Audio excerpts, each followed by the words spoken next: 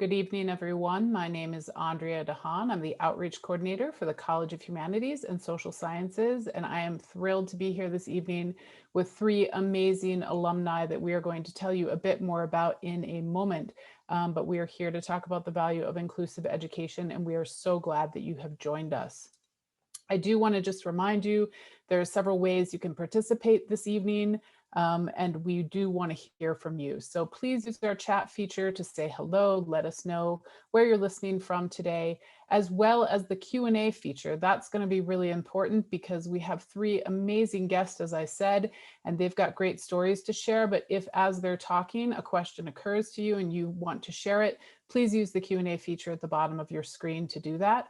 And if you want to find more information or come back and find a recording of this event, you can do all of that at our CHAS Alumni Lunch Series webpage. I want to turn the time over now to our Dean, Dean Joe Ward. He is going to take us through our guest tonight and get us started. Thank you, Andrea. Good evening. Charisse Bremond Weaver earned a bachelor's degree in journalism in 1987. She is the president and CEO of the Brotherhood Crusade. She leads a team to directly serve 3,000 low-income individuals between the ages of 10 and 24, impacting more than 20,000 youth, young adults, and families each year. Charisse attended Utah State University on a women's basketball scholarship and was the first African-American woman selected as USU's Alumna of the Year.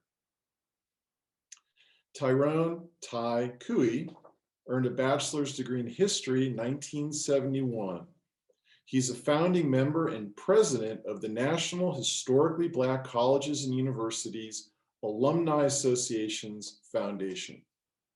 Drafted to the Dallas Cowboys upon graduation from USU, Ty now draws on his managerial leadership at Fortune 500 corporations and federal agencies to help him build successful coalitions and to inspire leadership in his community work. Michael McCullough earned a bachelor's degree in political science in 1984.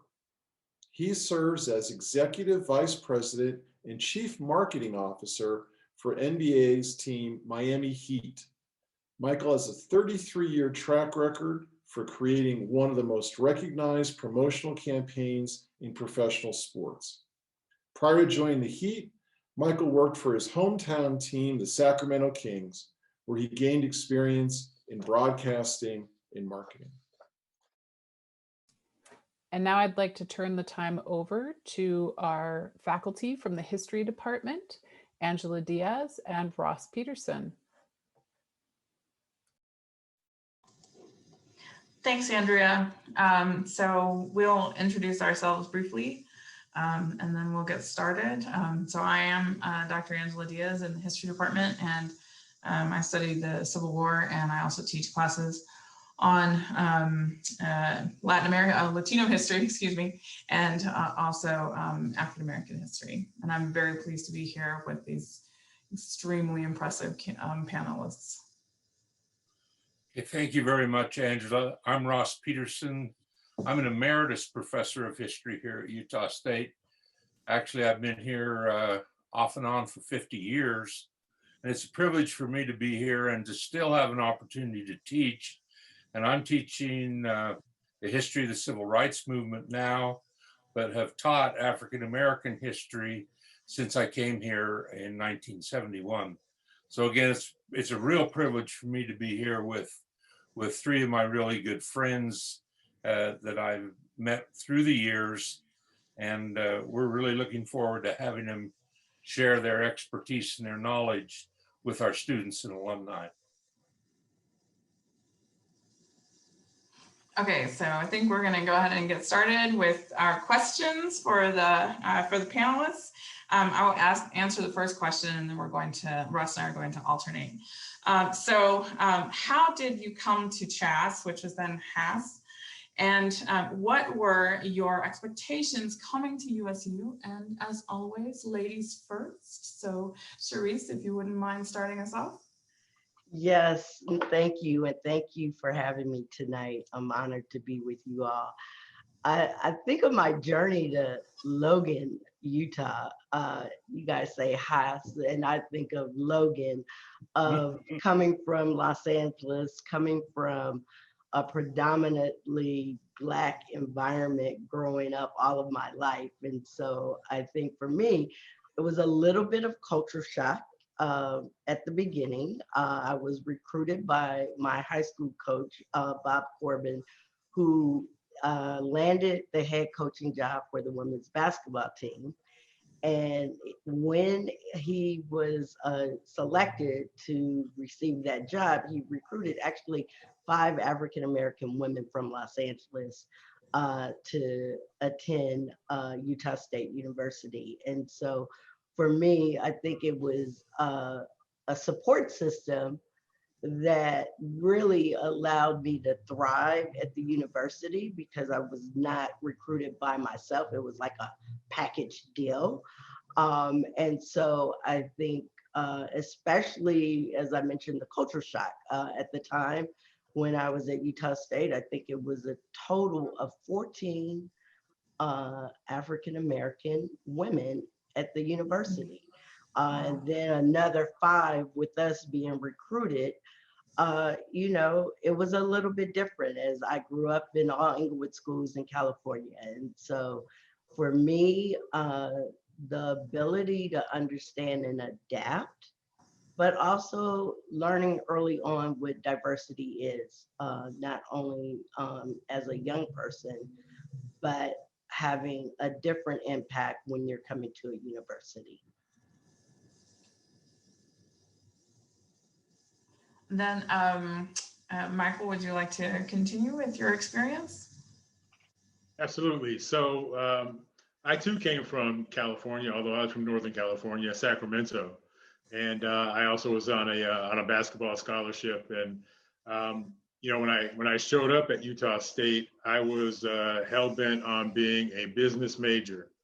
And you know, I wasn't exactly sure what I wanted to do, but I knew like I was going to be a businessman. And I had the great opportunity to take a class from Ross Peterson, a political science class. And as soon as I started in that class, you know, after a few weeks, I was like, I think this is where I want to be. This is where I need to be. And after my freshman year, I changed my major from business to political science. And that class and that experience with Ross really changed the way I looked at a lot of things, from my experience in Sacramento to how I was going to navigate being in Logan, you know, the opportunities that I had, but also like the responsibility I had. You know, Charisse, like you, there weren't that many African Americans on campus. You know, we had 4 or 5 guys on the basketball team, and clearly there were more football players at that time. But you know, I recognized that being in that environment was going to give me some opportunities to learn about diversity, but also to teach people about diversity as well. So I was enthused, and I think Ross was instrumental in helping me kind of set that path. Great, thank you. And Ty, what was your experience? You're muted.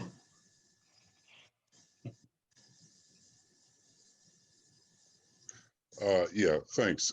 Culture shock is an understatement. Coming from the New York area, from New Jersey, and you know, hanging out in the village and thinking that you know I was all that, you know, and coming to Logan, Utah. My first time there was quite interesting. As I was alluding to earlier, when I first came to Logan, Utah, as a recruit, as a sophomore, since I had played at a junior college in Iowa the year prior, that August, as a recruit, they had a foot of snow in August, and I wasn't prepared. I had sandals on, which were Roman sandals that had laces all the way up my leg, had shorts on, I had a dashiki, had long wavy hair then, and it was like unbelievable. It was like, what's going on here in August? Snow, a foot. So at any rate, I made it to campus. The coach took me to campus. I met the head coach, Coach Mills. They looked me up and down like I was really an oddball because I guess it was about 4 inches of snow by that time up in Logan. Things had gotten warmer. They took me to Zanzibar, I think it was called, in the canyon. I don't believe it exists any longer. And it was the first time I ever had steak and eggs and scones in my life. And, Yeah. you know, it's time to sign some papers here. I think I'm coming here. You get steak and eggs and scones, you know, in the morning. I think that's the first and last time I had it during my 3 years. But at any rate, you know, I had a great experience once you got over the culture shock. I had some interesting happenings. When I came there, my expectations was simply 4 basic expectations: was to play football, to major in history, in case I got hurt, which was my 3rd one, I would have a scholarship. And then my 4th one was just, as I said, just playing football, history, education, and taking the financial burden. I guess that was the key thing, taking the financial burden off of my family by having a full scholarship. So those were my expectations. And I have to admit that Utah State exceeded all of my expectations. That's great. Thank you. Thank you all very much. That's always intriguing to me how we're able to get such great people here. But, you know, part of our college and part of the mission that we like to do is offer an inclusive cultural education experience. And we try to offer classes, you know, like we mentioned, in Latino history or African American history. And I was just wondering if during your experience here, because we feel those classes are very important, but did you have particular classes in those areas, or how did you feel about the opportunities to learn about an inclusive education while you were here? Ty, do you want to start us this time? Sure. Things were pretty inclusive just coming from the New York, New Jersey area. I interacted with many different types of people. Never any Africans from Africa or never any Mormons from Utah. So, you know, Logan gave me that wonderful experience, along with meeting American Indians that I had never met in the New York area that I was aware of. But my first quarter, they had a quarter system. Are you guys on semester system now? Yeah, we're on semester now. All right. I was on a quarter system, my first quarter there, and Logan, I flunked out of school.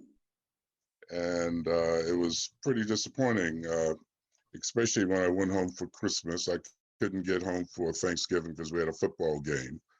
And when I went home for Christmas, it was the first Thanksgiving I had ever missed with my family. So it was just really rough. Went home for Christmas, and back in those days, your parents would just open up your mail and read it. Unlike the young folks today, you know, I guess you can see your parents.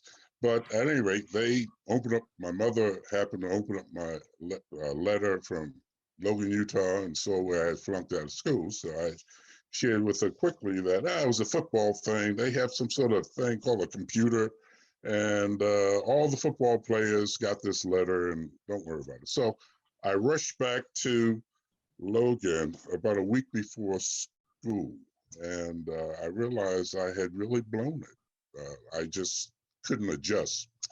So I went to the A building, and it was cold and it was kind of dark, and I'm walking and I'm just saying, hey, this is the end of my life. And I heard footsteps coming my way, and I'm thinking, I hope it's a monster, just eat me up, get rid of me. I just can't go back home. And it was Dr. Dan Jones.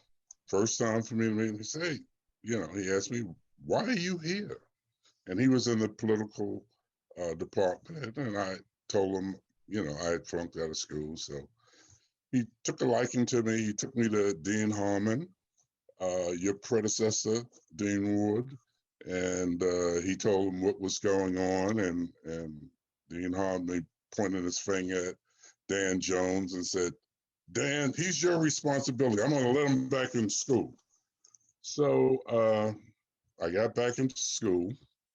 So at that point, I changed my emphasis of coming to Logan, Utah to play football. And I switched it to, I have to really hit these books. Another great thing happened to me was that I had a student advisor, Professor Alstrom, great guy. And I recall the first time Dan Jones and Professor Alstrom and we all got together, and Professor Alstrom was looking at my record and he said, Tyrone, I was Tyrone then, you can graduate from here. And that was like music to my ears. So between Dan Jones, Professor Alstrom, Dean Harmon, they made it possible for me to refocus. That second quarter I was there, I made the Dean's List, and the rest is history. Well, thank you very much. I should mention Professor Alstrom just passed away this last year. No. And it wasn't COVID related, but because of COVID, we couldn't have a funeral. It's very sad. He was a great man. Indeed. Okay, yeah. Charisse, do you want to go second, please, on that question? Yes. So when I think of the part of Black history at Utah State, I really think about my classmates. I think about family. I think about the lens of how I was raised by my parents and understanding my own history and the shoulders we stand on. And I really believe that we were so fortunate at the time when I was at the university. I reflect back when we were looking at the questions, and what comes to mind, I lived off campus my first year. It's two stories I want to share. And I was like, oh my goodness, how are we going to get furniture? How are we going to do all of this? And I'll never forget, Paul Levine played football. He said, we got you. we will get you everything you need. And I was like, how is this possible? But it was then that I knew I made the right decision, because when you think of your history, you think of love, you think of commitment, you think about your values of how you were raised. And so that was just so incredible. Like, I was in a family. And understanding that even though we were isolated in Logan, that the commitment to Black togetherness was clear. Paul Jones was my roommate my second year. And Paul, with his thoughtfulness in the Black Student Union, we created a choir. And our choir traveled throughout the state of Utah performing and understanding how history, and Paul and I to this day are very close. And you think about, again, the connection of, I don't recall having a course around Black history, but because we were so deeply rooted in our stories, in our history, that connection of the choir, the connection of helping the whole state see us more than student athletes, which was incredible, to be able to share, to be able to learn from one another. And so that is what's so incredible to me about who we are as a people. The work that I do today, my late father founded our organization out of the Black Congress. And so I was always surrounded by leaders and politicians and thought leaders. And so when you think about your university, when you think about Utah State, that we were progressive. We understood how to get things done and how to move things. And so I think that's what makes me so proud today, that those connections, not only with the football player, one of my closest friends ran track, and we are like sisters to this day. And that is a part of what Black history is all about. Oh, thank you very much. I think, Michael, you would know Zach Levine, the NBA player for the Chicago Bulls. That's Paul's son. Oh my gosh. Yeah, they're from up in, he lives up in Seattle now. And then Paul Jones that Charisse mentioned, Paul and Sylvia were both here at the same time, and Paul's the president of Fort Valley State down in Georgia. So Michael, now you can have your shot at the question, okay, or at the answer. Well, you know, it's very interesting to hear both Ty and Charisse's comments, because I think and my comments are going to be very, very similar, because I think it really exemplifies what was really special about Utah State. So, like I said, I came to Utah State from Sacramento, and the thing that struck me first about Utah State, you know, I was I thought I was a big shot basketball player, so I got to go on a lot of recruiting trips. And so I took a lot of recruiting trips to these different schools, and, you know, those trips, you know, they all kind of have, you know, Ty, you went through it, and Charisse, you went through it. They all kind of have their cadence, you know, you get there and they take you to all the fun places, and they show you where you're going to play and work out and all that sort of stuff. And, you know, then you go to parties, and, you know, that's kind of how the trip works. But when I came to Utah State, and Rod Tuller, who is still a dear friend of mine, we're still in contact. When Rod came to pick me up at the hotel, the Baum Motel, I had never stayed at a hotel before, and I didn't know that I wasn't supposed to make my bed. And so when he came to pick me up, I'm sitting on the bed, and my bed's all made. You know, my dad was military, so I had military corners and the whole deal. And Rod was like, wow, the housekeepers came really early to your room. And I'm like, what housekeepers? And Rod looked at me and he's like, okay. He had a little bit better idea like what I was about. So when he took me to the campus, I thought, okay, we're going to go down, we're going to see the gym, and we're going to do all these things. He took me directly to President Stan Kazir's office.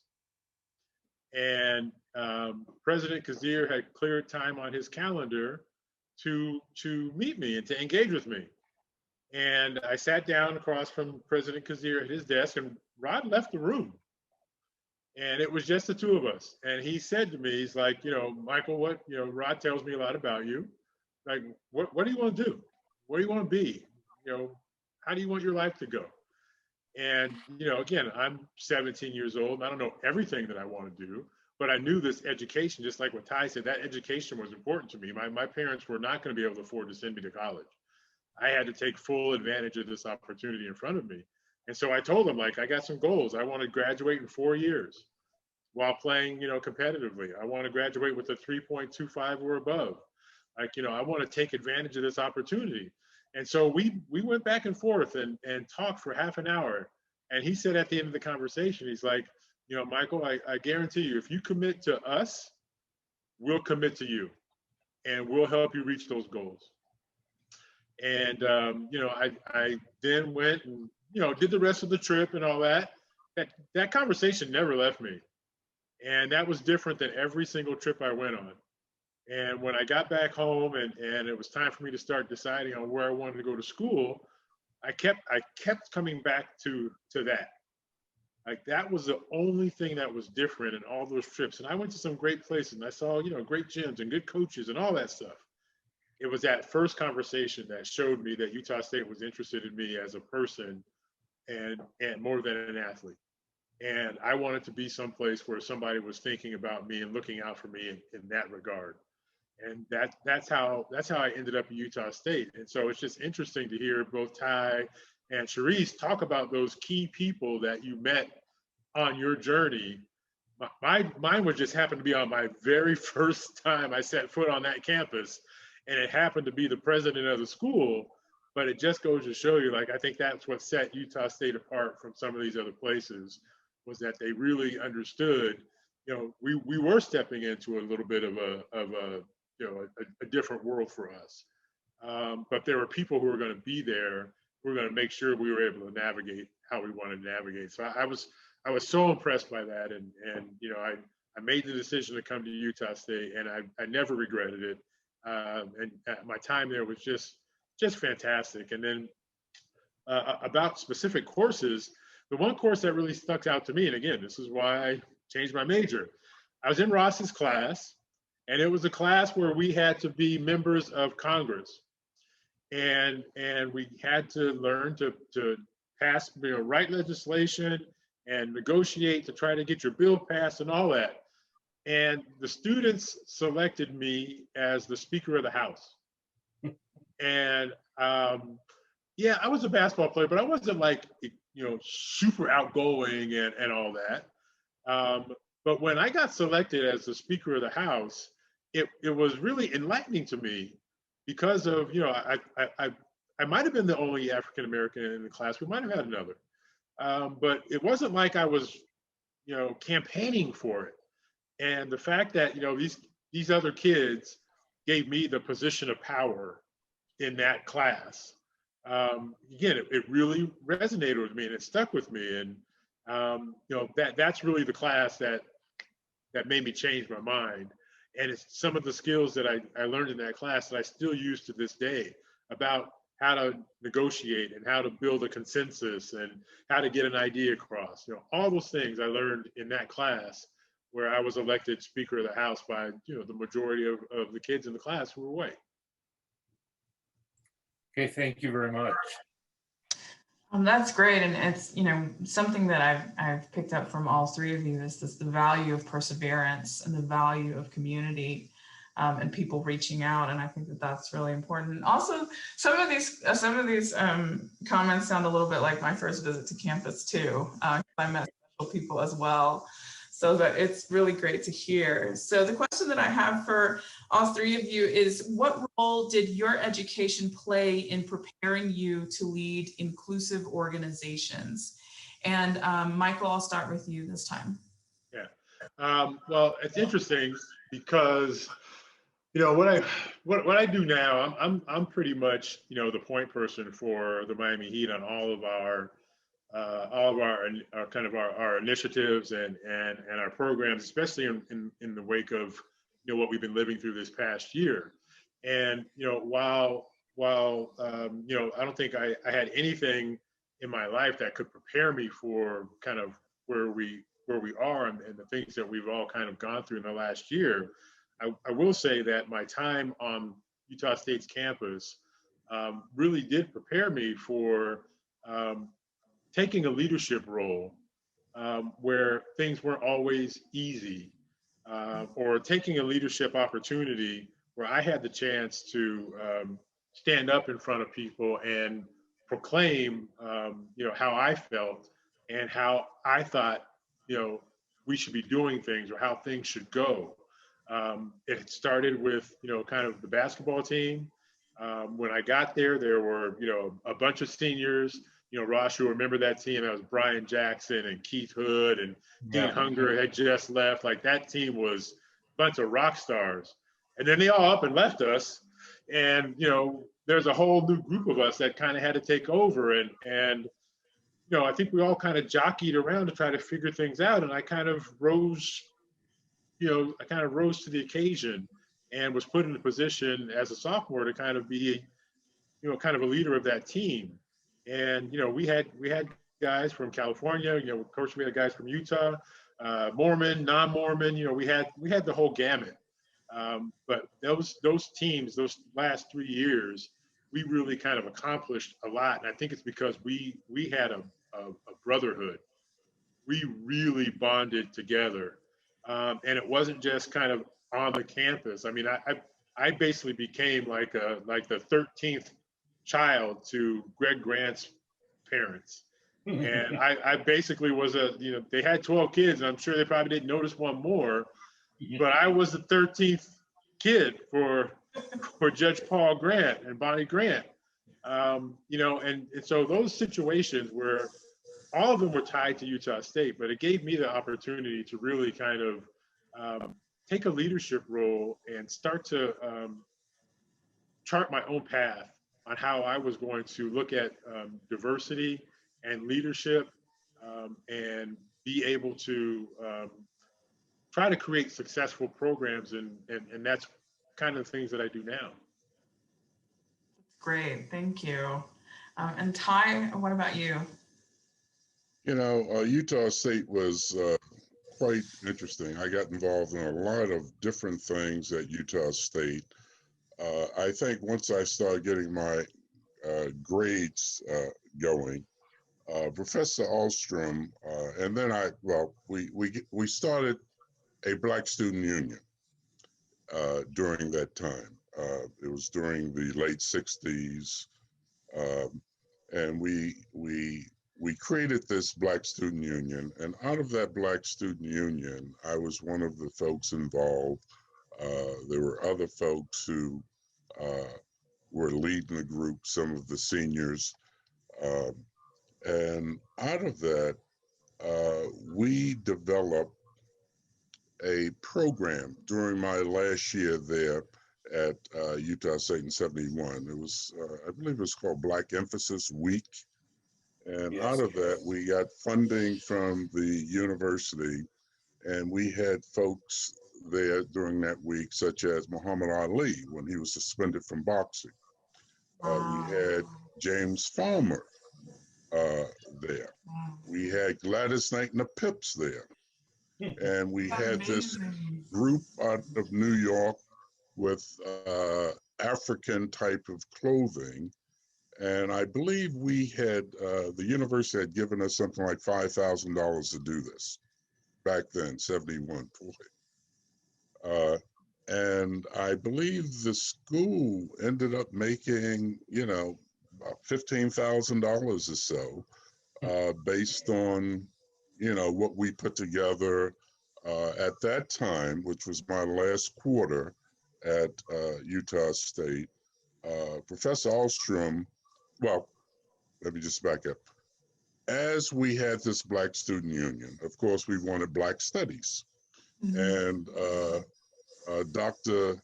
Zia was the first, I guess he was the first one to teach a Black history class at Utah State. And he put it together quickly, but he had it going. I think the book that he was using was Up From Slavery.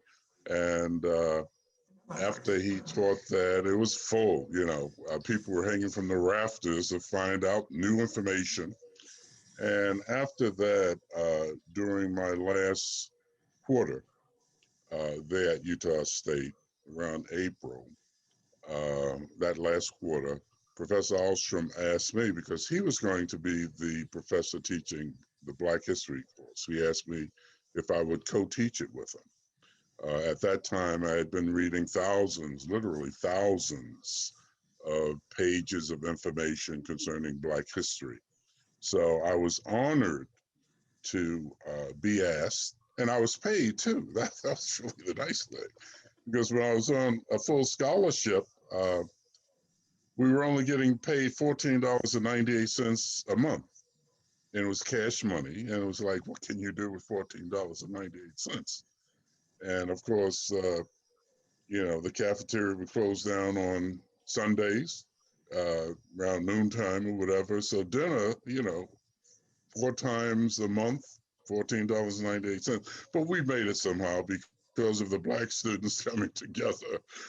We had one young lady who lived in, she was from Ogden, Utah, Roetta Goodwin, and she used to cook every Sunday macaroni salad with 1 can of macaroni to feed about 10, 12 football players. So, you know, you could smell the tuna, you couldn't quite taste it, but just a great time. I think of Dean Bradshaw. He was there. He was very instrumental in many of the things that we wanted to do.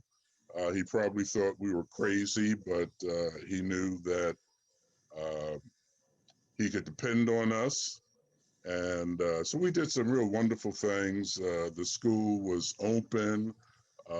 We were, you know, hoping that they would have Black professors there. Do you have any Black professors there now at Utah State, Dean Ward or Ross? Yes, and yes, we do. Oh, great. What subject matters in the There's a history really department?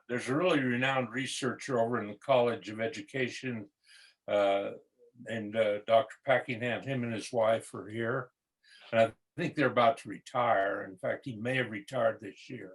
We kind of lose track of each other during COVID, honestly. But Sure. we never get together in that. But yeah, and then I think there's one out working at the. We should be more proud and say there are too many to tell you about, Ty, but there's one out the Space Dynamics Lab and things. And it's part of the reason we're doing this is to make ourselves aware of the need, you know, and Angela fills a big role for us too. So there are many people picking up those pieces that started when you were here.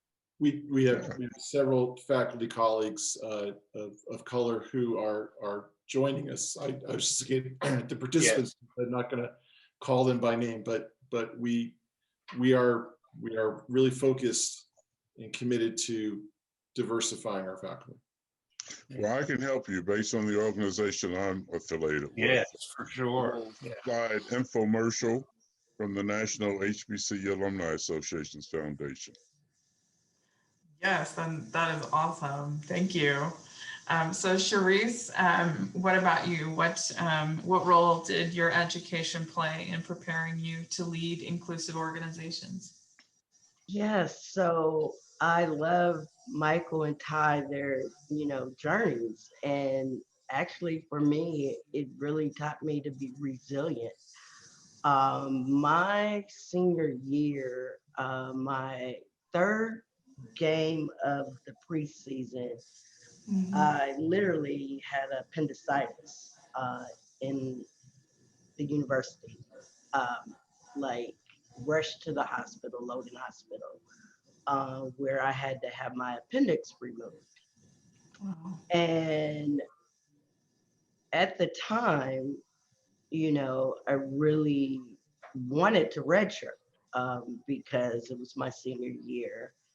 Loved the game of basketball, and really wanted to have a senior year that I thought our team would excel and do everything as a college student athlete. You know, you're competing, as well as I was on schedule to graduate. And at the time, the head coach did not want me to redshirt. And actually, I came back too soon.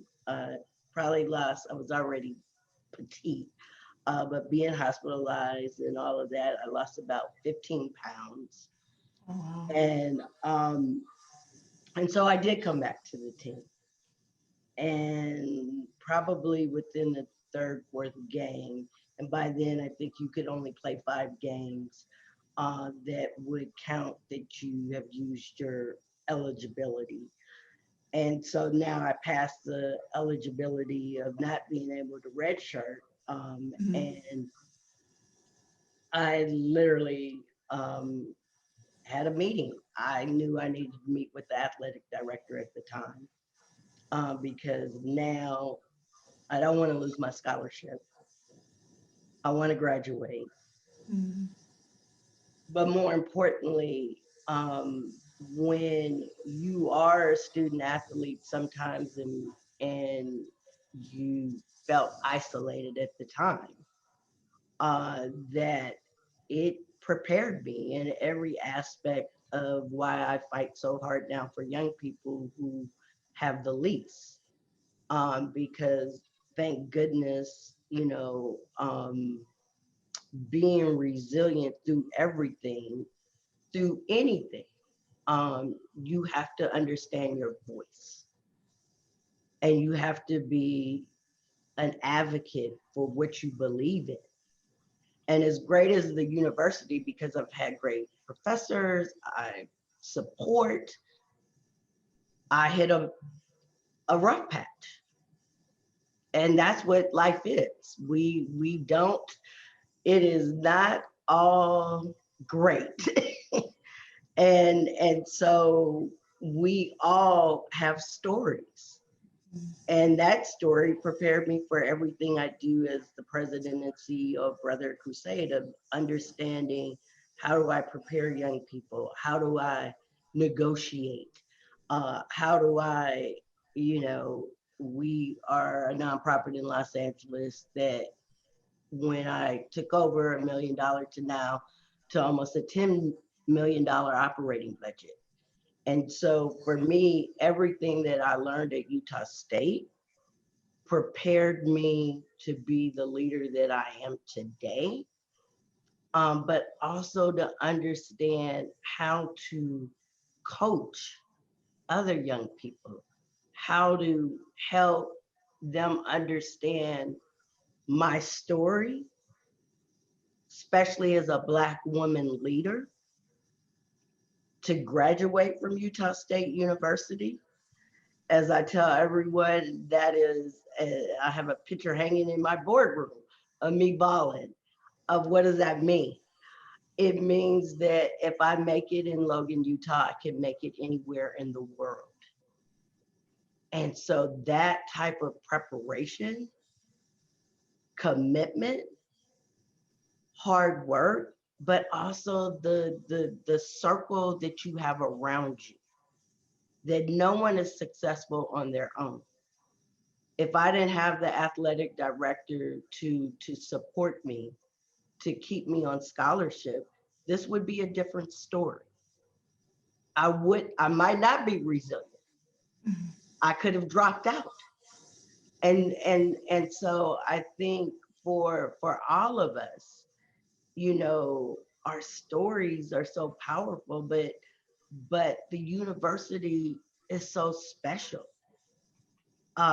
because I learned how to ski. So even when I came back home, what does that mean of doing things that aren't in your comfort zone, as we do on our jobs? And so it's so many life lessons that I hold dear of me becoming the woman leader that I am today.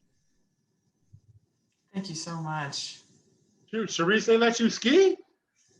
Well, man, I would have tried to ski around too. Yeah, we couldn't do it. Take your man off. I don't think that they knew we skied. Yeah.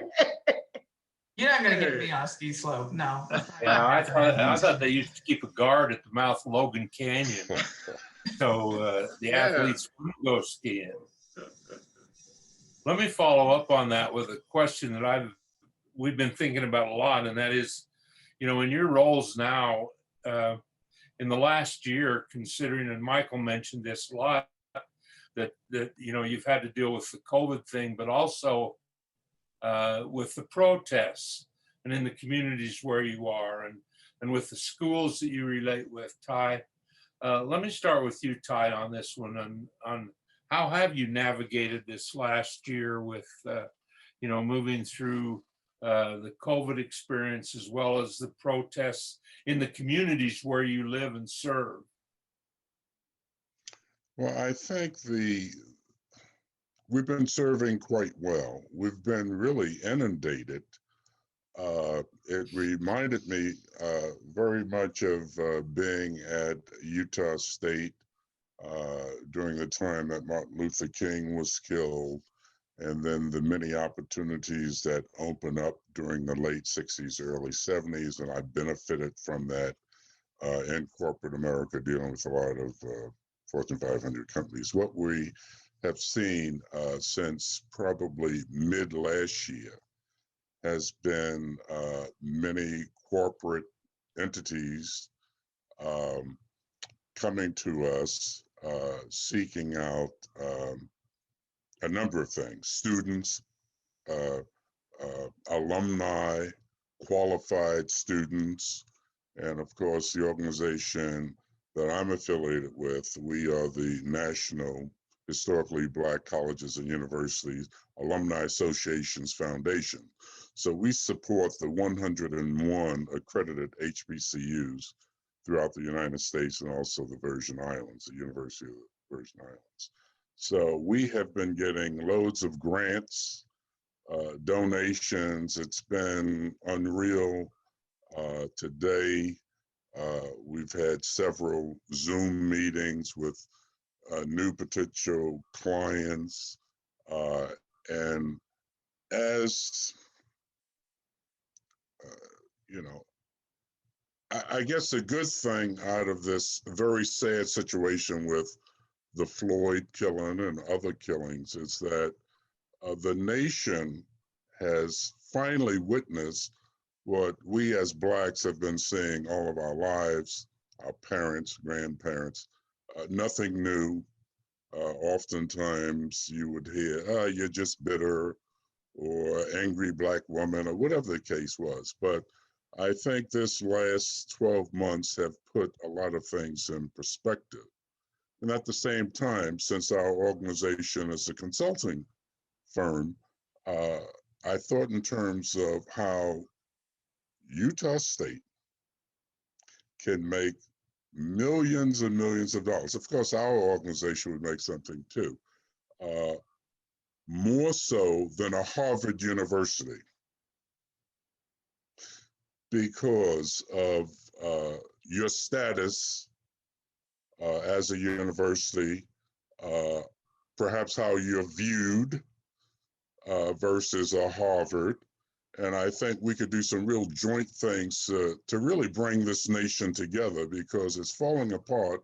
And if we don't pull it together, I don't think our grandchildren will benefit or enjoy the wonderful world that we've lived in. But I think a Utah State can be critical based on my consulting, my interaction with a lot of corporate America, nonprofits, and perhaps offline we can have some further discussions, because I see some great opportunities.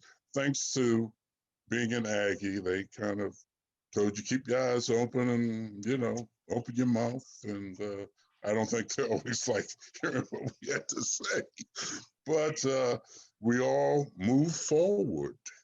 And that's what we have to do now as a nation. And I think it's right there in Logan, Utah. Well, thank you very much. I agree, and I think it would be great. And trust me, I know Dean Ward. I hear you. He will pick up this ball and run with it. And it could land anywhere, but it's going to go through the hoop, Michael. Do you want to go ahead now, Michael? And then we'll have Charisse respond to that, how this past year has affected you and your organization. Well, you know, we're in Miami, and we're in a very diverse community. Clearly, you know, most people, when they think about Miami, they think of Hispanics or they think of Cubans. Much, much more than that. And so, you know, our organization has always strived to represent our community. And in fact, a couple of years ago, the NBA was created an award to be distributed at their business meetings that was going to recognize one of the franchises who demonstrated excellence in a diversity program. And when we heard about that, what we decided that we were going to submit for our entry was our actual organization. We were going to submit us as an example of what a diverse organization can do and what it should look like. And in fact, we were awarded with that. And what we did is we actually, those meetings were taking place here in Miami, and we bussed our entire organization over to a hotel here in Miami where the meetings were taking place. And at the time that the awards were being handed out, we burst open the doors, and all 350 of us in all of our different hues and colors and skin tones and languages and accents, we all burst into the room, and we demonstrated this is what diversity is. And the reason why we always strove to be so diverse is because of this community that we live in. We need to have those different thoughts and voices at the table in order to make those types of decisions that reflect the constituency and the fan group that we have. So as I mentioned earlier, when everything kind of went down and the George Floyd killing and Ahmaud Arbery and on and on, we as an organization knew we had to act. And I was already kind of again, like I mentioned, that was already kind of my role with this organization, and it wasn't handed to me. I just kind of took it. But now it was time to actually, create programming and expound upon things and speak at the moment. And the community was waiting for us to do something, to say something, because they expected that of their Miami Heat. And they didn't expect it from the other sports teams in town. They expected it from the team that plays right downtown in the center of the city, 4 blocks away from Overtown, a historically Black neighborhood that was destroyed when I-95 was put right through the middle of it. They were looking for us to act. And I've shared with people before, like, at the very beginning when we were trying to formulate things, like that was a lot of weight kind of on me. And believe me, I wasn't the only one. But as a reflex, everybody kind of turned to me and like, Michael, what are we going to do? And I was adamant that we were going to do the right things by our organization, by our staff. Like I said, I took a moment and really figured out like how we were going to best respond. And so we have set about, creating a pledge, creating programs, donating a lot of money, but more than that, it's really like we're boots on the ground. From me as an individual to our staff, we want to be involved, and we haven't stopped, and we're not going to stop. And this month, being Black History Month is a great case in point. Everybody gets active, and you see a lot of stories, and obviously we've been doing our part, but we're not stopping. And when the shortest month of the year stops, and people stop talking about Black history, we're not going to.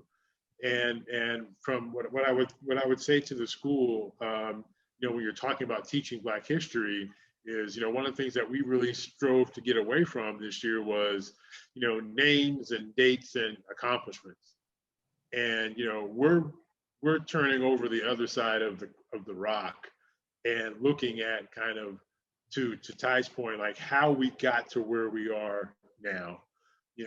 Sharing with people like the history of policing in this country and how it even started, and slave patrols, and just the criminal justice system and how its flaws, and the financial gap, and the healthcare gap, and like we're talking about a lot of things that should be talked about a lot that sometimes we shy away from because we want to talk about the stoplight, or we want to talk about, those sorts of things, when we need to be talking about some things that are impacting people's lives right now and how we're going to go about trying to change those things.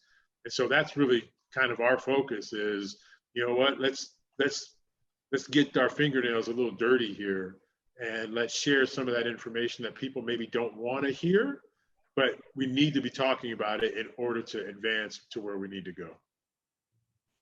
Great. Charisse? Yeah, I'll follow up with Michael's comments. So for me, Brother Crusade is in South Los Angeles. And when our governor and our mayor issued safer at home, stay at home orders a year ago in March, we were one of the first to shut down. And that weekend, I went home and I cried. Literally, my heart ached because I knew for our students in our community, they would never be safer at home. I knew that we already had a digital divide. We are 8% of the population in Los Angeles County and 40% of the homeless population. Safety, homicides, 40% of homicides in Los Angeles County.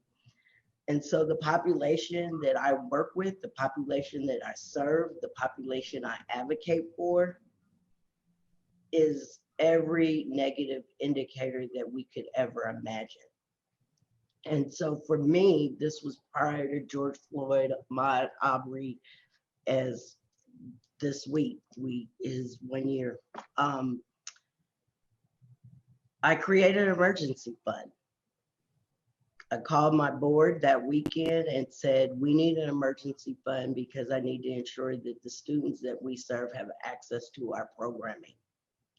Who knew that it would be a year later that we would still be in this space?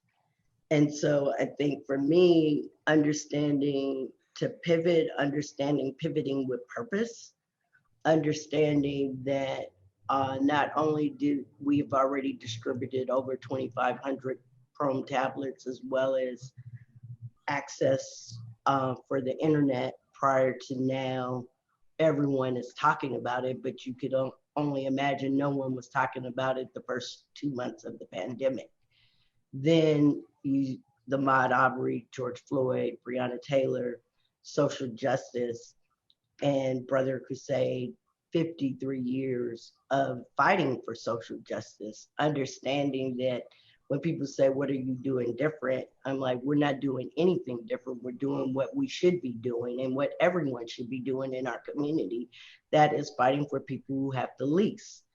And so not only did we do the tablets, we provided to date over $500,000 in support, financial support, not only food, monetary support, so folks can go to a Target or a Walmart or a grocery store with dignity, so they can purchase other items that they need, PPE or hand sanitizer or dish soap, or all of the things that, again, when our community is isolated, that they need every bit of support in ways that people could never, ever imagine. From criminal justice, our students live it just because they're Black.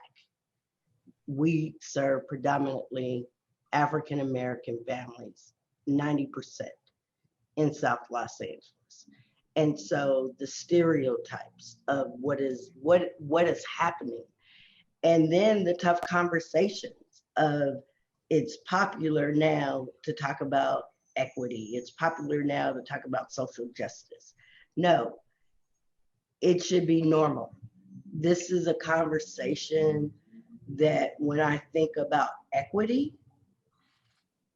I can have a student tell you what it is to be Black in Los Angeles County,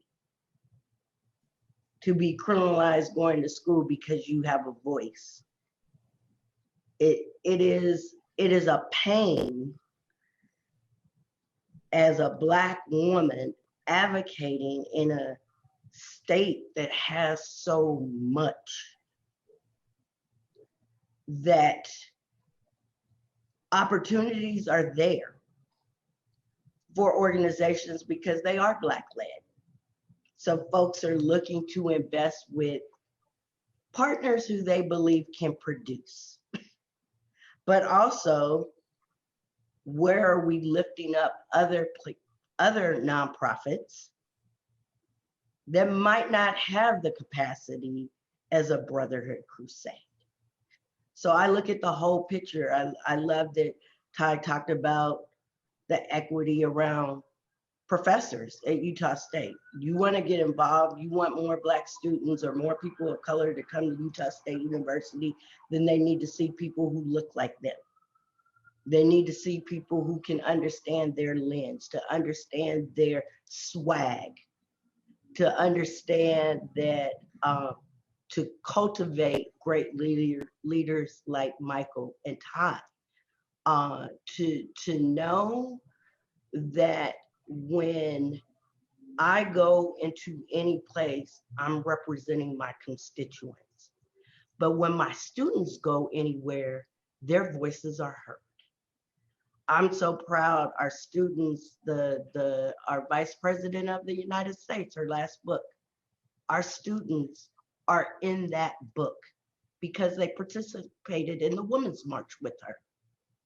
And so access, but also we have a leader who understands at every level, what does equity look like? It means engaging with young people early, engaging with college students, that their voices are being heard, connecting them to opportunities like this, looking at how leaders in the alumni that are Black and Latinx, that they are being cultivated, indigenous, to ensure that every student at Utah State University is connected to people who understands their stories, because that's the support. We have a model of caring adults in our students' lives. It's not just the parents, because our parents, it might be a single parent household. They might be foster care. You might have many students at the university that grandparents raised them. And so there are different supports that they need to thrive. And so for me, the pandemic and social justice, yes, it's an opportunity, but it's an opportunity for us to dig deeper and to do more for the people who have the least. Thank you very, very much. That was great. All three of you is wonderful. Mm-hmm. Yes, absolutely. And I really, first though, I'm going to ask the panelists if it's okay if we move a little bit past the 7:30 mark, because the conversation is still going, and I think it's getting really rich at this point, which is great to see. You know, and I also just want to say, you know, the way that we connect, you know, our own experiences, your own experiences, the importance of Black history, but also the importance that Black history goes beyond February, that Black history is all year round, and also the connection between Black history and the issues of social justice and the issues of the pandemic, and uplifting people who need that help. These are all really important connections that you're making. And our final question for the panel kind of comes off of what Charisse was saying about students and helping students. So what advice would you have for current students looking to pursue careers that serve diverse employees, diverse communities, and diverse audiences? So Charisse, I'll start with you. I really think that the connection of how I was listening to Michael, how he had a clear vision of his purpose, of knowing what he wanted to do. And so as he is executive vice president, and how that journey, but it's really having that support, that students need to be connected to leaders who can support their purpose. And that's not always easy, as college students aren't thinking about, they're thinking about graduating, but it really needs to be like a pipeline. I don't know if Utah State has a Black alumni directory. That might be something that you guys, for all of the groups, to think about setting up.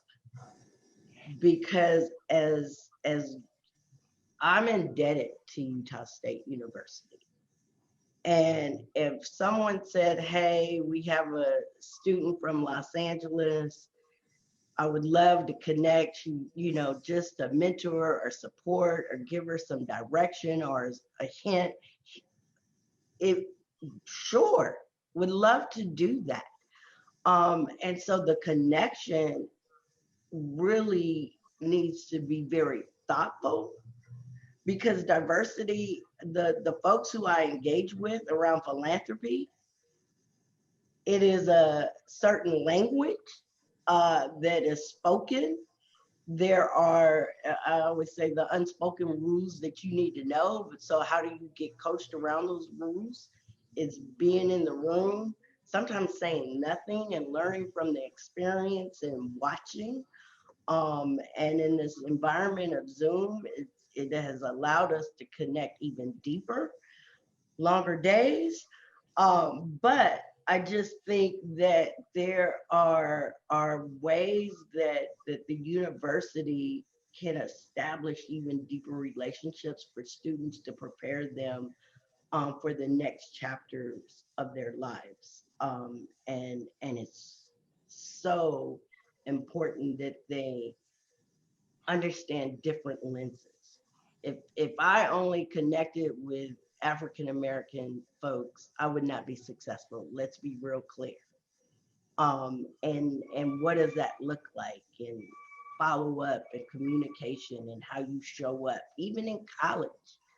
You know, we have a dress code for our students, even in Zoom. Like, and they're in middle school and high school, because I'm coaching them up now of unspoken rules of how you show up into rooms and how people will take you serious.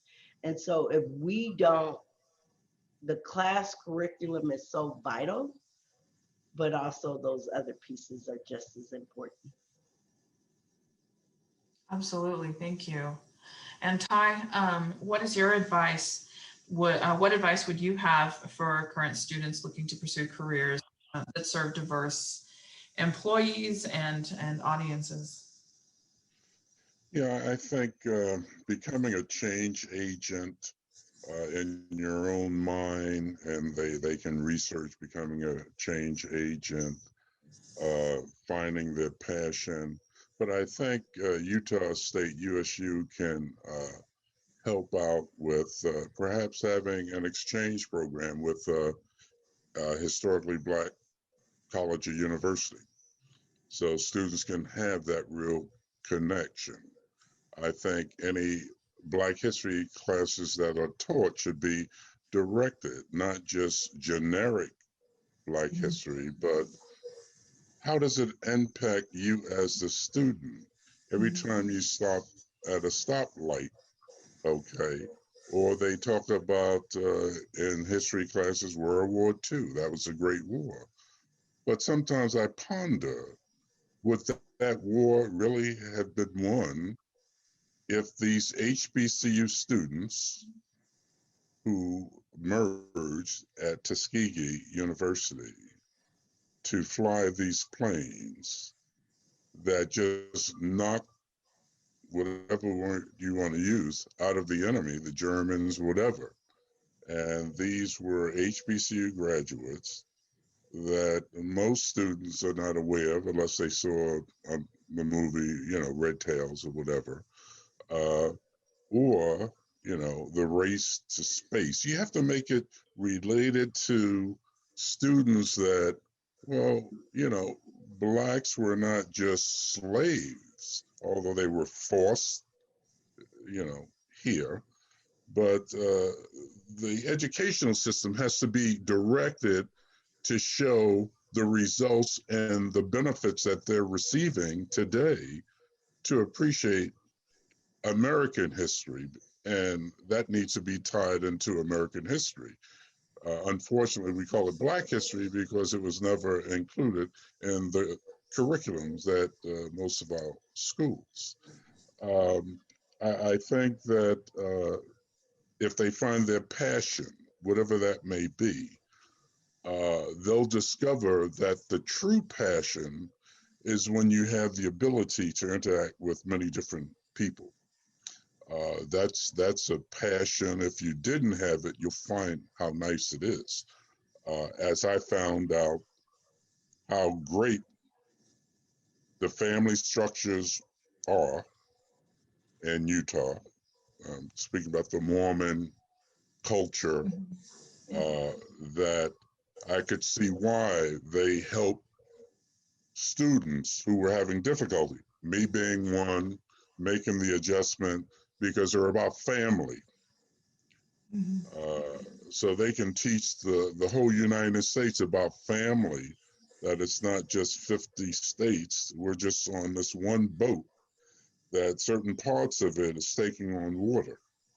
And we have the ability to show them how they can get rid of that water. So meet someone, go up to someone. I do it all the time. We used to call it cold calling when I was in marketing and sales. I used to hate it, but go up to someone and say, hi, how you doing? Dr. Dan Jones did it to me, walking around in a dark hallway in the 8 building. He didn't know me from the man in the moon. But we became great friends and great discussions, and he introduced me to a mentor that was lost last year, someone who was very dear and special to me personally. Absolutely. I think we could probably use a little more of taking the chance to go up to someone and talk to them in the country right now, for sure. And then Michael, how would you answer this question? What advice would you have for current students looking to pursue careers that serve diverse employees and diverse audiences? Well, first, I would say, Ty, we still call it cold calling, and we still do it. we still do it. What I would say, jumping on what Charisse said and what Ty said, I think a lot of the responsibility lies with the student, and those students they've got to take some action. And, I'm not going to sit here and be like the old man who's pointing at the millennials and using those terms and all that sort of stuff. But, when we came up, and, we're in a different generation, and, we came up a certain way, and this, today's generation is being raised a different way, and they've got everybody's got their, they're deep into, and it's difficult to make those connections. And sometimes you got to put that down and look somebody in the face and make that connection. And then it broaches over into the organizations and the companies that you're trying to work for. So I tell people, like, you got to do your homework on these organizations that you want to work for. Like, yeah, it's great that they're going to pay you this great salary, but what's the company about? Do you really want to work there? What kind of practices they do? Who else works there? Are you going to be the only one? And there's nothing wrong with sometimes being a trailblazer, but you shouldn't always have to. We shouldn't always have to be a trailblazer. Like, there's got to be like a real thought out plan with some of these organizations to embrace what Black people have, or women have, or whatever the groups are that are underrepresented. Some of these organizations have to have plans, and so before you jump at that great offer that looks really shiny, do your homework a little bit, because what you don't want to do, you want to get in there and find that they don't share your values, that they're not interested in doing the things that you're interested in doing. Getting these jobs are difficult, and holding on to them sometimes is challenging, especially now. So, you have to do your homework and make sure that the place that you're thinking about going shares some of the values that you espouse to. And, if you want to be a type of person that's an activist and that gets involved, well, you better make sure that company that you're going to feels the same way, because they may not appreciate those activities that you're getting involved in and that you post on your Facebook page or on your Twitter account or whatever. And although as business people, we say, we don't really look at your Twitter account and all that sort of stuff. We know we look at your Twitter account and we look at your Facebook page, So just make sure you do your homework, because they're going to kind of study up on you, but you need to study up on them as well. Very wise words. Thank you. Thank you all so much. And I think we're going to have to leave it there. I know that we have audience questions that we haven't had time to get to, and I do apologize to our audience because we know you've been here with us tonight.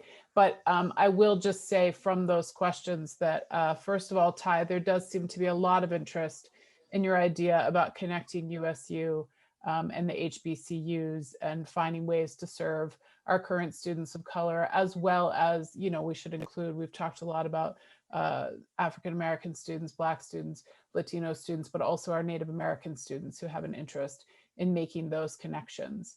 And I will just say to those of you whose questions we didn't get to tonight, if you follow the college's LinkedIn page, you'll see that I included in promoting this event the LinkedIn profiles for all of our guests tonight.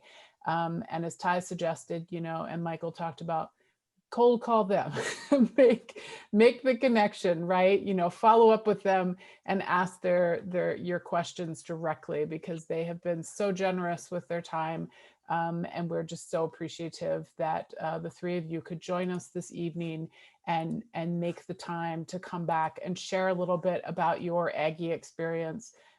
We're just so grateful to have had you joining us, and we're sorry to keep those of you who are on the East Coast up a little later than expected. But I just want to again thank Charisse, Bremond, Weaver, Ty Cui, and Michael McCullough for joining us. I want to thank Professors Angela Diaz and Ross Peterson for co-moderating, and of course Dean Ward for helping to you know, spur this initiative, as well as Kyle Bluetice and Tammy Proctor of the History Department, who helped with the organizational details. So, but I also want to thank you, audience, for joining us tonight.